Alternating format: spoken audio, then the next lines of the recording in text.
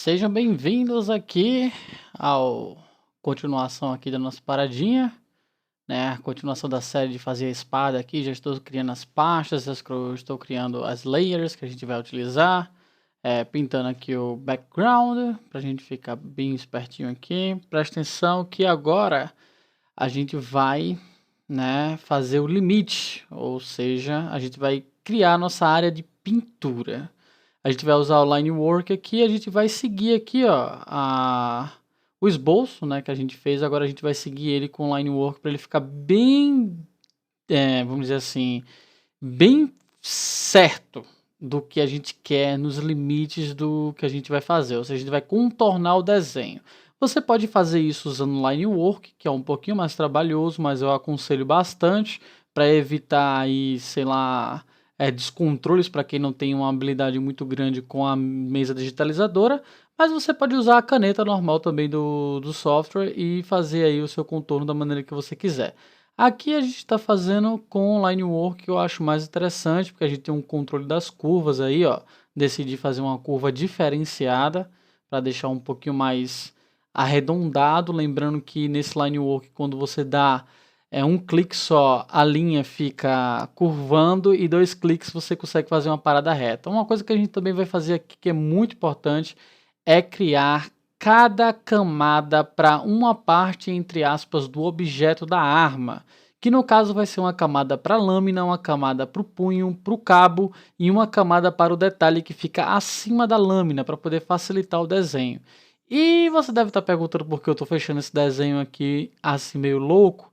É porque a gente vai espelhar, né? Lógico, não vamos aqui utilizar um termo de trabalho bastante mais interessante e não um trabalho assim meio repetitivo, que a gente comumente chama de corno job.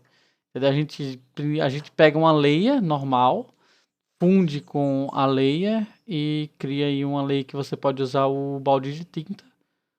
Duplicou ela e trouxe aqui para o meio. Para ter um controle maior sobre o andar dela, eu aconselho depois do Ctrl T e dar o flip da horizontal, você segurar Ctrl e apertar a setinha para o lado e ele vai andar de boas.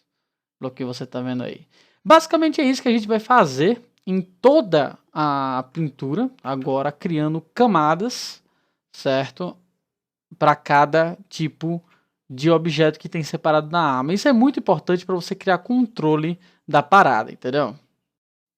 Dá uma acelerada agora no vídeo para mostrar para vocês aí de forma bastante rápida. Vocês estão percebendo que eu estou utilizando né, para ficar bem bonitinho, né, para ter aquela precisão de borda no objeto, e fazendo uma layer adicional, fundindo essas duas layers, depois jogando balde de tinta, fazendo com que aquilo ali fique um objeto só, duplicando, fazendo o flip horizontal e reposicionando o lado que está espelhado, né, para vocês verem aí, e depois fundindo aquelas duas camadas novamente para que se transforme em uma. Infelizmente, o que a gente já está fazendo aqui é um pouco de corno job já, porque isso aqui é para ensinar. Mas, você mais experiente, você não vai espelhar isso agora. Você vai espelhar somente depois da pintura, né? Porque como é um objeto espelhado, você vai aí, literalmente, espelhar somente depois da pintura. Porque aí você já espelha de uma vez e pronto, acabou. Você não precisa ficar espelhando de novo. Né? Mas para dar uma noção mais didática aí para vocês, eu estou espelhando o objeto agora, né? Durante aí a fase de criação de camadas para fazer a pintura, entendeu? Basicamente tudo que eu vou estar fazendo aí vocês já estão vendo, então a gente já vai pular para a próxima parte, que vai ser a pintura da lâmina, onde a gente vai fazer aí o sombreamento básico da lâmina, como ele funciona e etc. Então aqui a gente já está aqui, ó. Vamos pegar uma cor mais clara para a lâmina, certo? Você pode ver aí, eu coloquei muito claro, então tem uma escurecida. E vou pegar uma corzinha aqui de meio, melhor, e vamos lá. Aqui a gente vai, primeiramente agora a gente vai fazer o quê? A gente vai dar um pouco de degradê aqui, essa parada que é importante, essa sensação de degradê utilizando a ferramenta de Walter ali, que vocês já treinaram o sombreamento, né? Então tá na hora de facilitar um pouco o trabalho, A gente já criou um degradezinho ali para ficar mais legal. E agora a gente sabe, lembre-se sempre de olhar a referência. Ao olhar a referência de uma pintura de uma espada ou de uma espada mesmo, você vai ver que a borda dela, que é a lâmina, é mais clara, porque ela está mais inclinada, ela recebe mais iluminação. E como é um metal e ele reflete muito a luz, então ele vai ficar bem mais claro. Sempre atentando ao fato de que coisas que estão muito inclinadas para baixo vai ser mais escura, coisas que estão mais inclinadas para cima vão ser mais claros, né? Seguindo essa lei, a gente vai conseguir dar uma sensação de 3D para essa lâmina. Olha que legal. Dá aqui uma sombreada, mas antes o que a gente vai fazer? A gente vai fazer uma sombra de contato aqui, por causa que esse objeto do meio está acima da lâmina, então tem uma coisa chamada sombra de contato, que eu já mostrei para vocês no exercício da bolinha, né? Quem não assistiu, assista, é muito importante para quem vai sombrear, que quando um objeto está em cima do outro, naquele caso a bolinha está em cima do chão, né? Ela tende a jogar uma sombra. Quanto mais próxima a sombra, mais nítida ela é. Quanto mais longe, mais esfumaçada. Nesse caso aqui é uma sombra nítida, né? Porque o objeto está colado, entendeu? Na lâmina, então vai ser uma sombra bastante nítida. Eu estou deixando muito grosso essa sombra, era para ser bem mais fina. Mas como é que é um concept, um esboço, não é para ficar 100% artístico, mas sim para dar uma ideia clara para ser levada para o 3D, então eu vou deixar assim mesmo, tá? De boas. Então, o que a gente vai fazer aqui? A gente agora vai pintar aqui, ó, na lâmina, o que é mais escuro, né? Porque está numa inclinação mais abaixo. A gente pode utilizar aí o pincel do brush no modo Multiply, onde ele sempre vai multiplicar a cor que você está usando pela que está embaixo, sempre escurecendo. Ele nunca vai clarear, entendeu? É muito bom esse Multiply aí do Airbrush. Vai usar muito essa brincadeira aí para dar noção de 3D e realidade para os seus desenhos.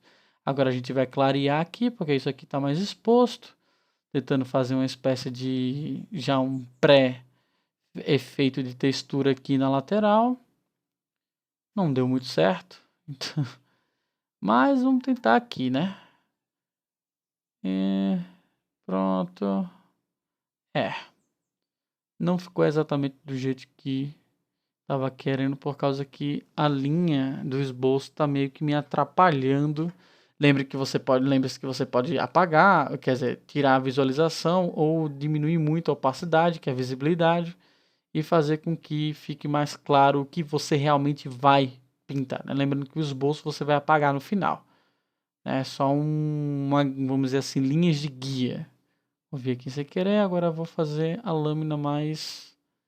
Aqui, ó, pode ver que essa parte aqui dobra, né? É uma dobra da lâmina, então a gente já bota isso aqui de forma bastante visível, né? Porque quanto mais angulado for, mais quebra de luz e sombra vai ter, principalmente no metal, entendeu? Então, quanto mais angulado o metal, quanto mais reto ele tá, entendeu? Quanto mais chapado ele tá, mais quebrado ele vai ser ali, mais a divisão entre luz e sombra vai acontecer. Se o metal estiver mais arredondado, aí já é outra impressão, certo? Aqui como tá, é um metal chapado, então aqui já vai dar uma sensação muito interessante de uma lâmina realmente 3D. Você pode ver aí que deu uma sensação bastante legal. Bem interessante. Então a gente aqui o que está faltando é dar uma olhada um pouco mais na limitação dessa lâmina mesmo, aonde ela acaba, né? Aonde a afiação dela acaba, porque a lâmina não é nada mais nada menos do que uma curvatura mais para o meio da arma para fazer o fio, né? Ou seja, você tem uma espécie de lâmina grossa, mas na borda dela você lixa, você passa alguma coisa ali para corroer aquela lâmina e ela ficar com o fio, né? Formar o fio. Ou seja, é uma dobra. Então, como é uma dobra, precisa ter uma dobra reta, é preciso ter aí uma definição de luz e sombra mais forte, né, e menos esfumaçada, porque já segue essa pequena leizinha que pode ser, que existem suas exceções, mas basicamente isso é uma regra bastante básica. Quando você tem alguma coisa que está mais esfumaçada é porque ela está mais arredondada. Quando ela está com a quebra de luz e sombra muito forte é porque ela tem uma quina. Você pode ver aí na hora que você foi pintar um cubo e na hora que você foi pintar uma bola, né? Você sabe que as bordas do cubo são bem fixas, enquanto as bordas a bola não tem borda, né? Então você já vai deixar tudo ali bonitinho. Aqui a gente já vai fazer o efeito, né? Para que tenha aquele efeito de estar subindo, né? Aquele volume. Não é tão escuro quanto eu coloquei aqui, mas a gente já vai dar uma... Se ficar muito fixo assim do jeito que está agora, vai dar uma impressão de quebra. Então a gente quer uma coisa mais aqui, mais arredondada. Você já pode ver, ó, que como eu esfumacei mais, ele está dando uma impressão melhor daquilo ser uma elevação, mas não uma elevação tão alta, entendeu? Já deixou mais interessante aqui pra gente. Aqui eu também vou colocar um pouco mais de sombra para dar uma impressão de quebra, né? Lembrando sempre que você bota uma parte de mais sombra, ela vai sempre tender a querer, tipo assim, onde tem mais sombra tá mais embaixo do que tá mais claro, entendeu? Que tá mais em cima. Geralmente você pode fazer esse entendimento um pouco mais, vamos dizer assim, grosseiro, né? Aqui eu tô arrumando já pro punho, mas não vou... não vou querer colocar esse punho aqui, apesar da tentação ser muito grande, mas eu vou deixar aí o punho, que é um tipo de metal diferente, é um metal com muito mais detalhes e etc. Eu vou deixar para o próximo vídeo. Aqui a gente vai se concentrar na porra da lâmina mesmo, apesar da tentação de já pular pro punho ser grande, entendeu? Agora a gente vai dar aqui uns detalhezinhos aqui, uma coisa bastante interessante. Se a gente colocar esse pico de luz aqui na ponta, vai dar a impressão que existe uma elevação entre a lâmina, a parte do meio e o fio da arma. Mas eu não quero que fique assim, eu quero que fique mais uniforme. A parada ficou muito claro. Lembrando que você não pode... O claro demais não pode, né? Por causa que tem um pico de luz ali que não existe. Então você tem que sempre tomar cuidado aí com quão claro e quão escuro você vai colocar alguma coisa no seu objeto. Estou colocando algumas decisões aqui do que eu vou realmente fazer. Não vou me atentar muito a isso, por causa que definitivamente é só um esboço da arma em si.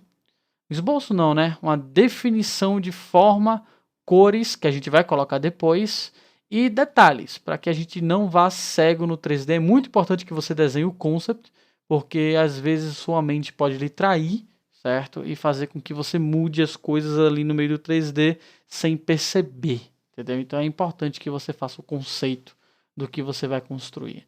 Aqui eu estou tentando colocar um efeitozinho meio tosco de textura de lâmina, né? Para colocar uma textura de metal mais cromado, assim, aquelas luzes na diagonal. Aí ficou meio bosta, certo? Mas beleza, é basicamente isso daí, certo? Que a gente vai fazer isso aí agora. Então a gente já tem basicamente isso aqui feito.